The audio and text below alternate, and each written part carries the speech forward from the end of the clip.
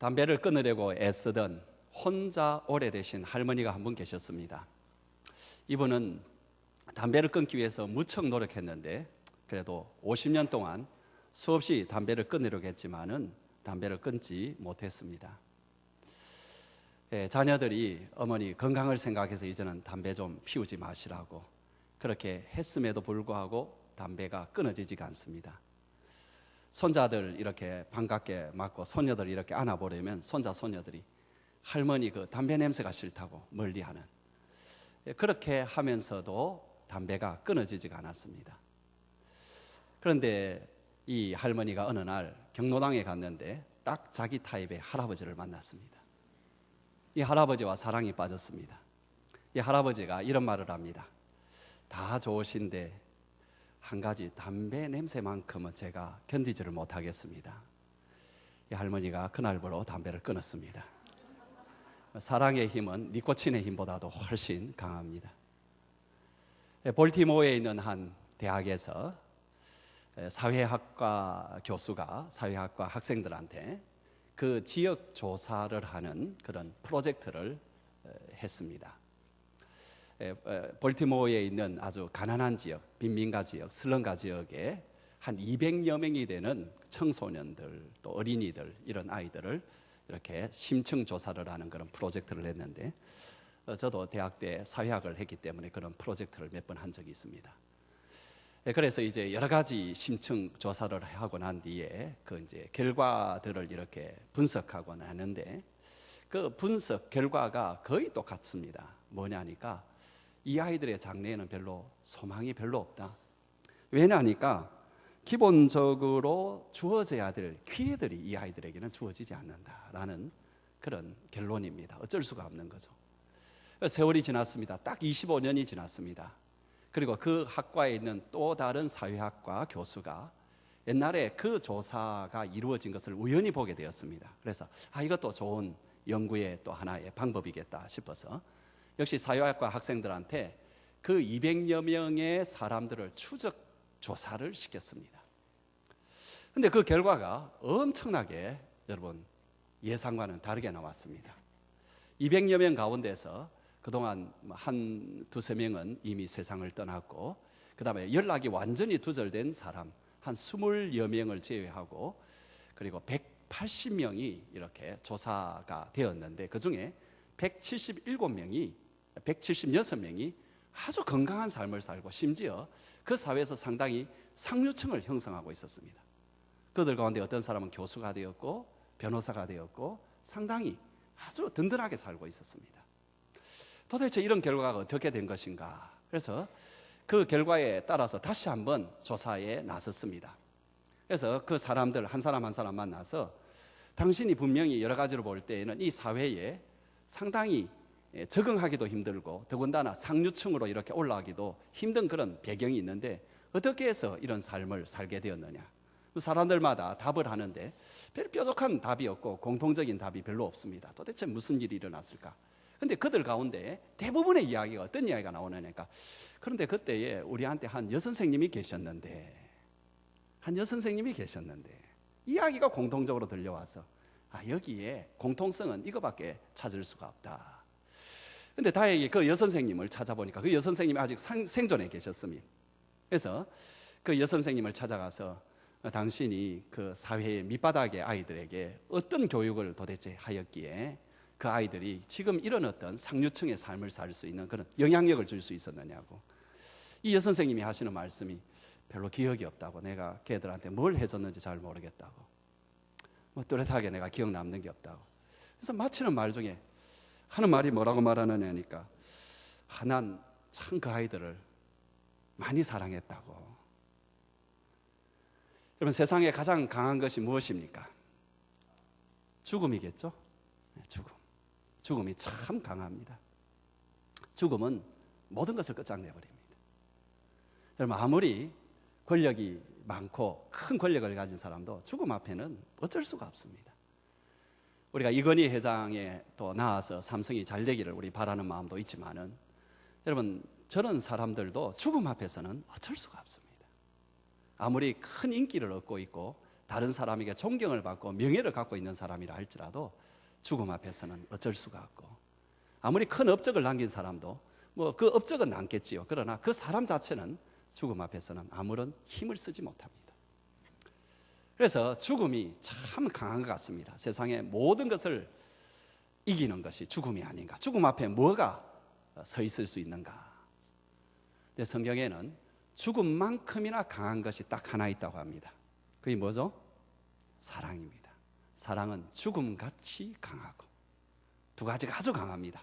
죽음도 강하고 사랑도 강하고, 가장 강한 것입니다. 그런데 이 죽음과 사랑은 강한데 방향이 다릅니다. 죽음은 뭐로 이렇게 강하냐? 모든 것을 끝장내는 것으로 강합니다. 모든 것을 파멸시키고 파괴시키는 것으로 죽음은 그 힘을 발휘합니다. 반면에 사랑은 모든 것을 살리고 모든 것을 완성시키고 모든 것을 세우고 건설하는 데 힘이 쓰입니다. 오늘 본문에서도 우리는 이 사랑의 강한 힘을 만나게 됩니다. 오늘 본문에서 우리가 만나는 것은 이 사랑은 어떤 것이냐? 모든 불완전한 것을 완전케 하는 능력이 있는 것이 사랑이다. 불완전한 언어를 완전한 언어로 만드는 능력이 사랑에 있다. 불완전한 신앙생활을 완전한 신앙생활로 만드는 능력이 사랑에 있다. 불완전한 헌신, 섬김을 완전한 섬김과 헌신으로 만드는 것이 사랑에 있다라고 이야기합니다. 여러분, 오늘 본문의 배경은 고린도 교회에 있는 성령의 은사들에 관한 그런 내용입니다. 그러니까 고린도 교회는 성령의 은사들이 참 많았습니다. 지혜의 말씀의 은사, 지식의 말씀의 은사, 그리고 능력 행하는 은사, 병 고치는 은사, 예언하는 은사, 방언하는 은사, 방언을 통역하는 은사, 다스리는 은사, 서로 돕는 은사. 여러분, 이런 것들이 12장에 쭉 나와 있습니다. 여러분, 엄청난 일들이 이 교회에서는 일어났습니다. 안전병, 여러 가지 병든 사람이 그 자리에서 일어나고 병 고침을 받고, 사람들이 영음으로 하나님께 이야기하고, 어떤 사람은 예언을 하고, 기적이 일어나고. 그런데 여러분, 이런 엄청난 성령의 역사들이 교회를 행복하게 만들었느냐? 그렇지 못했습니다. 이 교회는 이 엄청난 성령의 은사들 때문에 오히려 불안하고 불행해졌습니다. 사람들이 굉장히 고통을 받았습니다. 사도 바울이 왜 너희 교회에 이런 일이 일어날까 분석을 한 결과는 뭐냐 하니까, 너희에게 주어진 성령의 은사들을 제대로 바르게 사용하지 못해서 그렇다라는 거죠. 그래서 여러분, 이 본문을 보게 되면은 고린도전서 13장인데 12장도 성령의 은사장이고 14장도 성령의 은사장입니다. 그 가운데 사랑장이 이렇게 딱 들어가 있습니다. 그러니까 이런 문제의 해결이 뭐냐? 답이 뭐냐? 그리고 성령의 은사를 바르게 사용해야 되는데 그 답이 뭐냐? 답이 뭐라고요? 사랑이라는 것입니다. 사랑이라는 것이 여러분, 우리가 어떻게 하나님께서 우리에게 주신 선물들을 바르게 사용하느냐, 교회의 각종 은사들을 어떻게 바르게 사용하느냐의 답입니다. 그뿐만 아니라 이 사랑은 우리가 어떻게 삶을 살아야 되느냐, 어떻게 신앙생활을 해야 되느냐, 어떻게 경건생활을 해야 되느냐, 어떻게 우리가 모든 것을 제대로 생활해야 되느냐의 답이 되는 것입니다. 그 답이 사랑이라는 거죠. 사랑은 능력이 있습니다. 사랑은 모든 불완전한 것을 완성시키는 능력이 있고 모든 것을 새롭게 만드는 힘이 있는 것이 사랑입니다. 여러분, 그 사랑이 첫 번째 우리의 무엇을 이렇게 완전하게 만드느냐? 우리의 언어 생활을 완전하게 만듭니다. 한번 따라해 보겠습니다. 사랑은 우리의 언어를 완성시킨다. 사랑은 우리의 언어를 완성시킨다. 1절 한번 같이 읽어보겠습니다. 시작. 내가 사람의 방언과 천사의 말을 할지라도 사랑이 없으면 소리나는 구리와 울리는 꽹과리가 되고, 여기에 나오는 사람의 방언과 천사의 말은 아마도 인간이 할 수 있는 최고 아름답고 좋은 언어, 이것을 상징할 것입니다. 여러분, 사람의 방언에는 두 가지 종류가 있죠. 하나는 외국어입니다. 그런데 이 외국어는 우리가 영어 학원을 다닌다든지 그렇게 해서 익힌, 학교에서 배워서 익힌 언어가 아니고요, 어느 날 갑자기 성령의 은사로 내가 외국말을 그냥 할 수 있게 된 그것입니다. 여러분, 이런 일들이 초대교회에서 일어났습니다. 제자들에게 성령님이 임하자 제자들이 지금까지 한 번도 사용해 본 적이 없는 각기 다른 언어, 어떤 사람은 여러분 터키에 있는 그런 어떤 아시아 지역의 언어를, 어떤 사람은 에티오피아의 언어를, 어떤 사람은 저쪽에 있는 티니지 쪽에 있는 언어를, 어떤 사람들은 사이프러스에 있는 그 언어를, 여러 가지 언어들을 막 이렇게 사용을 하면서 그렇게 복음을 전했습니다. 사람들이 깜짝 놀랐습니다. 저 사람들이 예루살렘에는 살았는데 어떻게 유창하게 우리의 말을 하느냐. 이런 일들은 지금도 일어나고 있습니다. 예를 들면은 우리나라에 처음 이 선교사로 온 사람 가운데 마포 삼열 그런 선교사가 있습니다. 이분이 백두산에서 간절히 기도하는 가운데 어느 날 한국어를 저절로 하게 되었습니다. 그래서 이 사람은 그렇게 선교를 시작했습니다. 최근에 또 어떤 인도네시아 사람은 성령의 강력한 체험을 받고 미국에 간증하러 가는 그 비행기 안에서 영어를 그냥 저절로 받았습니다. 그래서 그는 간증을 하는 중에 영어로 그렇게 했습니다. 이거 좀 받았으면 좋겠죠. 어쨌든 여러분, 이런 언어, 이게 뭐냐 하니까 방언이란.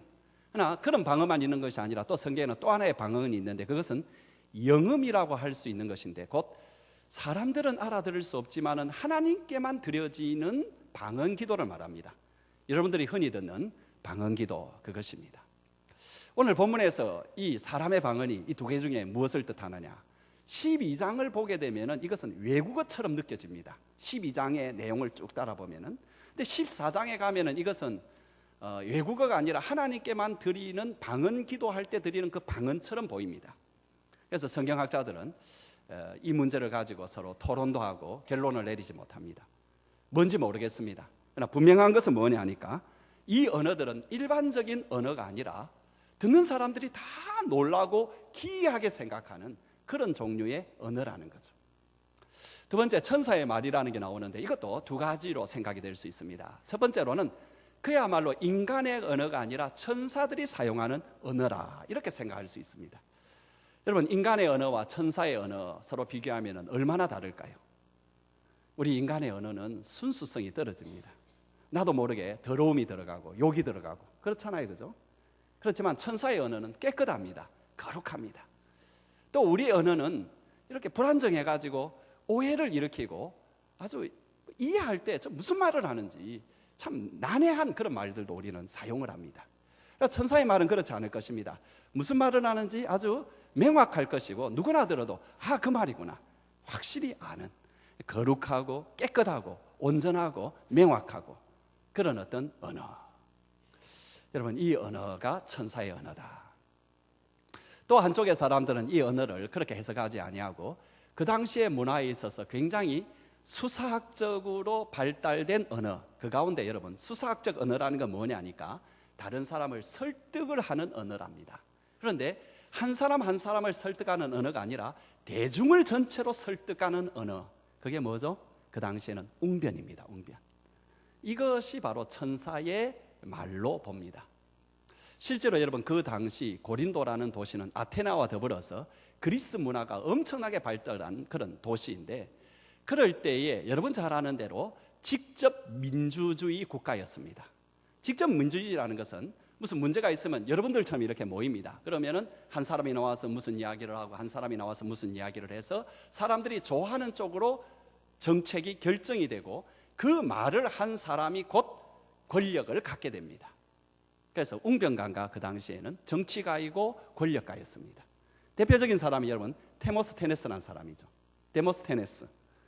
여러분 이 사람은 현대의 현대뿐만 아니라 웅변의 아버지라고 부르는데 원래 이 사람은 정치가입니다. 그러나 이 사람이 웅변을 잘하는 것은 그것으로 권력을 잡을 수 있기 때문이죠. 그 외에도 여러분 또 어떤 사람이 있었는가? 소포클레스라든지 혹은 유리피데스라는 이런 사람들이 여러분 아주 웅변을 잘한 사람들입니다.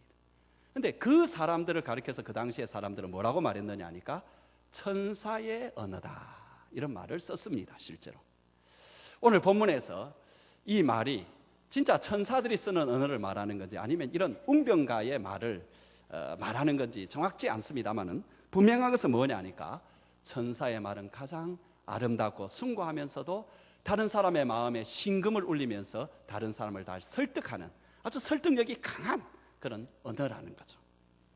여러분, 인간에게 있어서 언어라는 게 얼마나 중요한지 모릅니다. 대표적으로 보여주는 것이 말 한마디로 뭘 갚는다? 천냥 빚을 갚는다.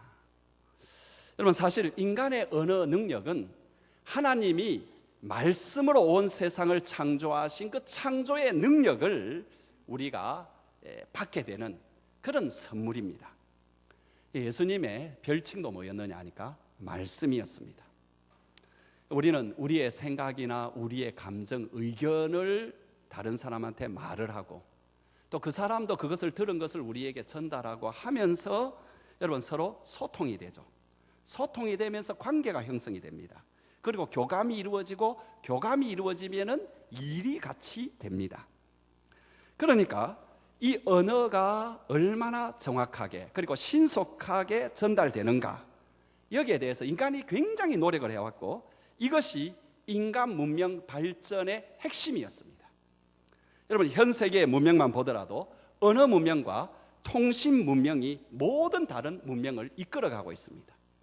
대표적으로 여러분, 미디어 문명, 그죠? 방송, 신문 방송, 그죠? 매스 미디어 문제, 그 다음에 컴퓨터, 그 다음에 인터넷, 메신저, 여러분 이런 것들이 모든 문명을 이끌어가고 있습니다. 그래서 지금은 여러분 인터넷이 엄청나게 발달했고 여러분 언론 매체가 굉장히 많고요. 그것뿐만 아니라 가는 곳곳마다 민원을 받을 수 있는 창구들이 다 생겨가지고 자기가 하고 싶은 말은 다 하고 사는 세상이 됐습니다. 옛날에는 자기 말 한마디 하려면 한양까지 걸어가가지고 신문고에 가서 죽을 각오를 하고 한번 두들겨야 자기 말을 할 수가 있었는데, 여러분 지금은 어떤 곳에 댓글만 하나 달아도 수만 명이 여러분의 의견을 그냥 그 자리에서 봅니다. 그런데 지금 세상에서 제일 안 되는 게 뭐냐? 소통이 안 됩니다. 이 사회에서 제일 안 되는 게 뭐냐? 소통이 안 됩니다. 한쪽에서 아무리 말을 해도 그 말을 알아듣지도 못하고 알아들으려고 하지도 않습니다. 반대편도 서로 마찬가지입니다.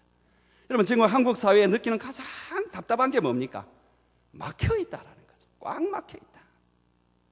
여러분 이것은 한국 사회뿐만 아니라 큰 조직도 그렇고 작은 조직도 마찬가지입니다. 그래서 날마다 싸움이 일어납니다. 왜? 소통이 안 되니까.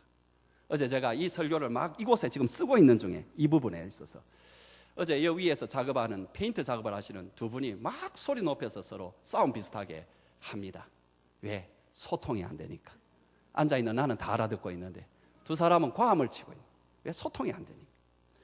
개인적으로도 그렇죠. 여러분 지금은 교육을 우리가 다 받았습니다. 그래서 언어에 대한 교육도 받았습니다. 국어 시간만 하더라도 여러분 수없는 시간 보냈습니다. 그래서 어떻게 말하고 어떻게 듣고 하는 거 다 훈련받았습니다. 더군다나 그 언어를 전달할 수 있는 매개가 엄청나게 발달했습니다. 옛날에 우리가 편지로 겨우 이야기를 나누었지만 뒤에는 이제는 전화, 지금은 여러분 휴대폰이죠, 그죠? 휴대폰뿐만 아니라 내 한 가지의 소식을 지금 수없는 사람들에게 그냥 보낼 수가 있는 그런 상황 가운데 있어서 뭐 SNS라든지 이런 것들, 카톡 이런 것들로 지금 사통팔달로 이렇게 모든 이 소통이 이루어지는 그런 상황 가운데 있는데 제일 답답한 게 뭐냐? 내 삶에 제일 힘든 게 뭐냐? 소통이 안 된다는 겁니다. 소통이 두렵다는 것입니다.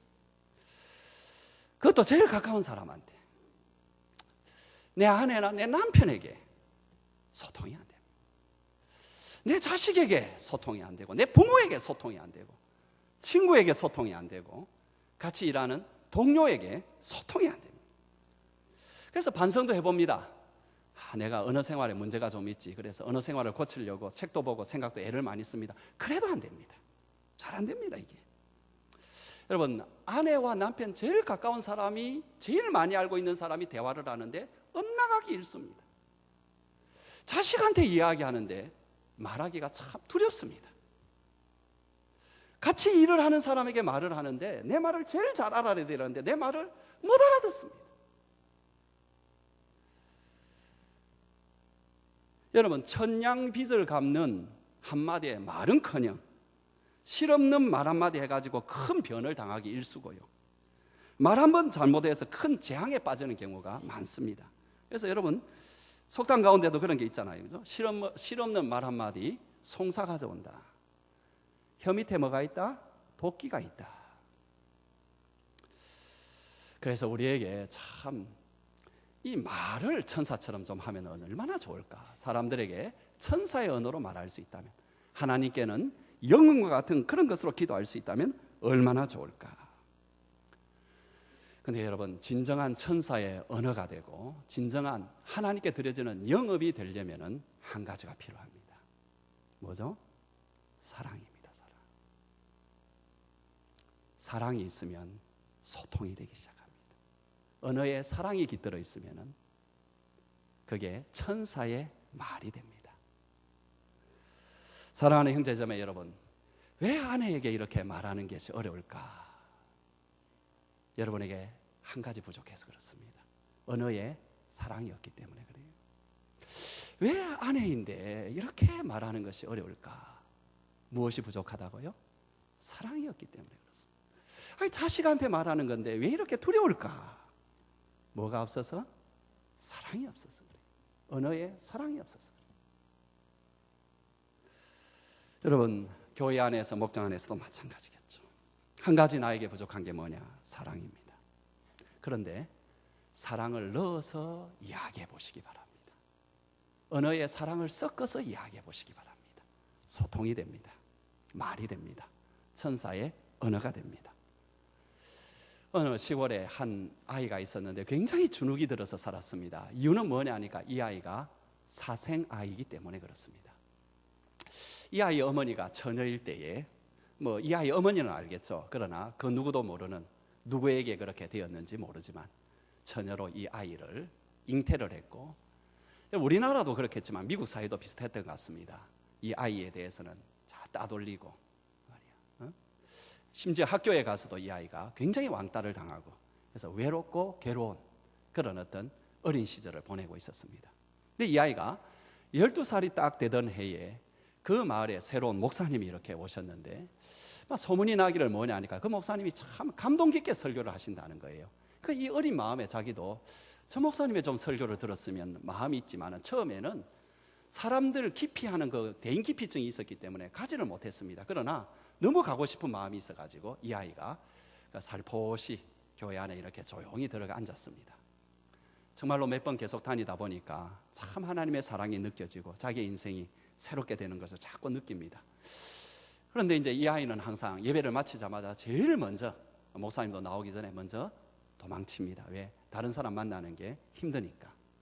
그런데 어느 날 이 아이가 좀 뭔가 딴짓을 좀 했는지 늦게 나오게 되었고, 그래서 어른들 틈에 끼어가지고 이리 나오는데, 그래서 싹 나오는데 뒤에서 누가 뭐라 하는 것입니다. 너 누구냐? 네 아버지가 누구지? 딱 돌아보니까 목사님입니다. 목사님이 계속 말합니다. 아, 내 얼굴을 보니까는 네 아버지가 누구인지 알겠다. 네 아버지는 하나님이시지?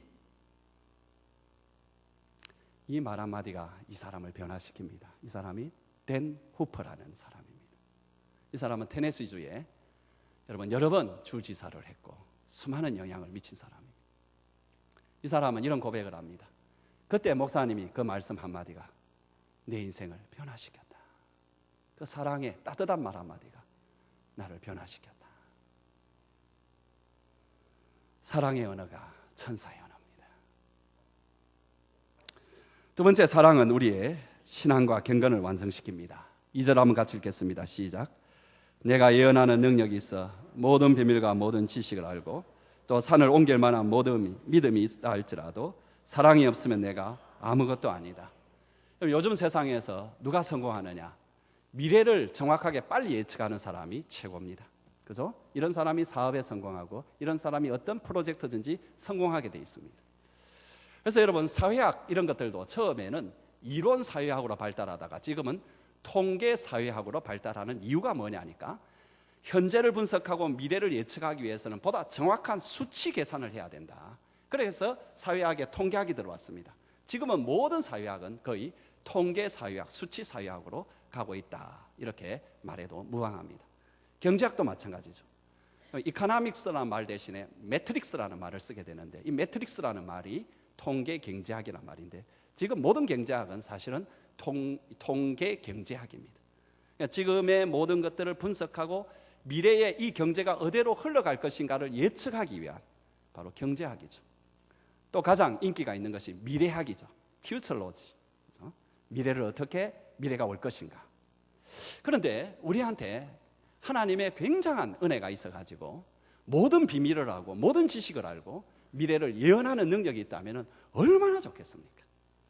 미래를 예언하는 능력이 있다면 우리가 다 성공하지 않겠습니까?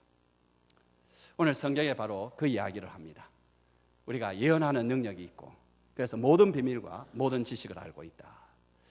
성경에 나오는 예언은 단지 미래를 예측하는 그 능력뿐만 아니라 그보다 훨씬 큰 의미입니다. 그건 뭐냐니까 지금의 현실을 하나님의 관점, 신적 관점으로 바르게 분석하고 통찰하는 통찰력을 가리켜서 예언이라고 했습니다. 그러니까 여러분 성경에 나오는 예언서 가운데 80%는 뭐냐니까 현실에 대한 하나님의 분석입니다. 그리고 20%는 그 결과에 따른 미래에 대한 예언입니다. 다시 말하면 예언하는 능력이 있다는 것은 지금 시대에 대하여 왜 일이 이렇게 일어나는지, 그것도 인간적인 그 정도의 통찰력이 아니라 신적인 통찰력을 가지고 보고 분석하고 그리고 거기에 대한 처방책을 내는 그 능력을 말하죠. 그러면서 그것은 모든 비밀과 모든 지식, 모든 비밀이라는 것은 일반 사람에게는 알려지지 아니하는 어떤 세계에 거기에 관한 지식도 이 사람이 알고 있고, 모든 지식이라는 것은 모든 사람에게 알려졌지만은 이 사람에게는 그 밑뿌리까지 알 수 있는 그런 능력이 그에게 주어졌다. 이런 것들은 신앙 세계에서 가질 수 있는 최고 높은 단계의 신앙의 모습입니다. 그 다음에 나오는 것이 산을 옮길 만한 믿음이라는 것은 여러분 인생의 모든 벽을 넘어뜨리고 불가능을 가능케 하는 그런 어떤 능력을 행하는 믿음을 말하는 거죠. 그러니까 하나님의 기이한 섭리와 능력을 우리의 삶 속에 끌어들이는 그 믿음. 여러분 이것도 우리가 믿음 생활, 경건 생활을 할 때의 최고 높은 단계의 어떤 모습입니다. 여러분 우리가 신앙인으로서 이런 능력을 가졌다면 얼마나 대단하겠습니까? 세상에서 일어나는 일을 신적인 관점으로 분석하고 판단하고 하는 그 통찰력, 그리고 다른 사람에게는 알려지지 아니하는 그 세계에 대한 비밀을 아는 능력, 그리고 모든 지식의 밑뿌리까지 아는 능력, 그리고 그것으로 미래를 예견하는 그 능력을 갖는데, 그 능력은 때로는 이런 통찰력에서 오고 때로는 신비한 직관적 감정에서 오는 그런 능력들, 그죠? 성경에 두 개 다 나와 있죠. 그리고 그것에 대해서 더 나아가서 놀라운 변화와 기적을 가져오게 하는 강력한 믿음이 있다면 얼마나 좋겠습니까? 근데 여러분 이것만으로는 선보다는 악을 가져올 수가 있습니다. 지금 한참 사회에 심각한 해를 끼치고 있는 구원파, 여러분 이 구원파를 생각해 보십시오. 구원파가 가장 자랑하는 게 뭐냐니까 영적 지식이라는 것입니다. 이 영적 지식이라는 것은 자기들만 가지고 있는 특별한 지식인데, 이 지식을 갖고 있는 한 구원을 받았고 어떤 악을 행해도 자기의 영은 구원받은 것이 취소되지 않는다. 그래서 여러분 구원파 사람들이 저렇게 뻔뻔스럽게 행동하는 것입니다. 여러분 종교가 잘못되면 사람의 이성과 양심을 마비시킵니다. 참된 종교는 뭐냐? 이성과 양심을 깨우는 역할을 합니다. 여러분 이들이 주장하는 게 뭐냐 하니까 영적인 지식과 영적인 지혜를 말하는데 오히려 악으로 나가는 거죠. 또 소위 여러분 예언을 한다는 사람들이 있습니다. 예언을 한다는 사람 여러분 조심하시고 가까이 하지 마시기 바랍니다. 이 예언을 도구로 해서 사람들을 자기 종처럼 부려먹습니다. 그런 사람 참 많습니다. 물론 가끔 그 가운데 어떤 사람은 이 예언을 그 사람의 유익을 위해서 쓰는 참 그런 분이 계십니다. 그러나 불행하게도 많은 사람들 예언을 한다고 하면서 다른 사람 자기 노예로 만들어 그렇게 살아갑니다. 성경에 보게 되면 그런 사람이 많이 나오는데 대표적인 사람이 발람이라는 사람이죠. 이 사람은 엄청난 하나님의 선지자였습니다. 그래서 민수기 24장에 보게 되면 이 사람이 여러 가지 예언을 하는데 얼마나 좋은 예언들 또 중요한 예언들을 하느냐 하니까 야곱의 지파에서 결국은 예수님이 탄생하게 될 것이다. 이것까지 예언을 합니다. 그렇지만 이 사람은 25장에 가게 되면은 이스라엘 백성들이 모압 여인들과 행음을 하는데 이 사람이 행동을 합니다. 그런 짓을 저지릅니다. 나중에 계시록에 보면은 가장 악한 사람의 이름으로 이 사람이 등장을 합니다. 예언자도 그렇게 될 수 있다는 거죠. 주님도 이런 말씀을 하잖아요. 마지막 때에 자기에게 이렇게 와서 뭐라고 말하는 하니까 우리가 주님의 이름으로 선지자 노릇을 하지 않았습니까? 이랬는데 예수님은 그들에게 불법을 행하는 자들아 나를 떠나가라, 이런 자들이 생긴다는 거죠. 왜? 그들에게 사랑이 없기 때문에 그렇다. 여러분, 예언이 진정한 예언이 되고 지식이 진정한 지식이 되고 믿음이 진정한 믿음이 되려면 사랑이 있어야 됩니다. 사랑이 믿음을 진짜 믿음으로 만들고 지식을 진짜 지식으로 만듭니다. 그러니까 경건생활, 신앙생활이 진짜 경건생활, 진짜 믿음생활이 되려면 사랑이 들어가야 됩니다. 여러분, 이런 경건생활과 믿음생활을 잘하는 것 같지만은 사랑이 들어가지 아니하는 대표적인 사람들이 있는데 바리새인들입니다. 사랑하는 형제자매 여러분, 진정한 신앙생활을 하기를 원합니까? 사랑을 넣으셔야 됩니다. 여러분의 예언에도 지혜, 지식에도 믿음에도 사랑이 들어가야 됩니다. 여러분, 세상을 그리스도의 성경적 관점으로 예리하게 통찰하고 분석하고 말을 한다 할지라도 그 안에 사랑이 있지 않으면 소용이 없습니다. 다른 사람에게 하늘의 지혜를 가지고 다른 사람이 도무지 알 수 없는 그런 비밀을 가지고 가르친다 하더라도 그에게 사랑이 없으면 아무것도 아닙니다. 산을 옮길 만한 엄청난 믿음을 행사한다 하더라도 사랑이 없으면 아무 유익이 없고 오히려 해를 가져옵니다. 그러나 사랑이 있으면 그 사람에게 통찰력이 생깁니다. 사랑이 있으면 이상하게 지혜가 생깁니다. 사랑이 있으면 이상하게 믿음이 생깁니다. 마지막으로 사랑은 사랑을 완성시킵니다. 한번 따라해 보겠습니다. 사랑은 언어를 완성시킨다. 사랑은 신앙을 완성시킨다. 사랑은 헌신을 완성시킨다. 사람에 대한 헌신, 하나님에 대한 헌신을 완성시키는 게 사랑인데 3절 같이 읽어보겠습니다. 시작. 내가 내게 있는 모든 것으로 구제하고 또 내 몸을 불사르게 내어 줄지라도 사랑이 없으면 내게 아무 유익이 없느니라. 성경이 우리에게 주는 두 가지의 가장 위대한 명령은 하나님을 내 목숨을 다하여 사랑하고 내 이웃은 내 몸과 같이 사랑하는 것 아닙니까? 그렇다면 여기 나오는 자기 몸을 불사르게 하나님께 내어주는 요 지금 헌신, 그 다음에 이웃에게 내 가진 모든 것을 다 주는 구제, 이거면 충분하지 않습니까? 우리 예수님께서도 이 두 가지가 제일 중요하다고 했는데 우리가 여기에서 일어나는 질문이 좀 이렇습니다. 그렇다면 사랑이 없는데도 내 모든 것을 다 이렇게 구제할 수 있을까? 아니, 내게 사랑이 없는데 내 몸을 내어주어서 불사르게 화형시키는데 내 몸을 내어줄 수 있을까? 여러분, 이게 가능할까요? 여러분 생각은 어떠세요? 이게 가능할까? 저는 좀 그리 생각이 돼요. 이게 불가능하지 않을까? 거의 어떻게 사랑이 없는 이런 행동을 할까? 아마 이럴 수 정도는 있을 것 같습니다.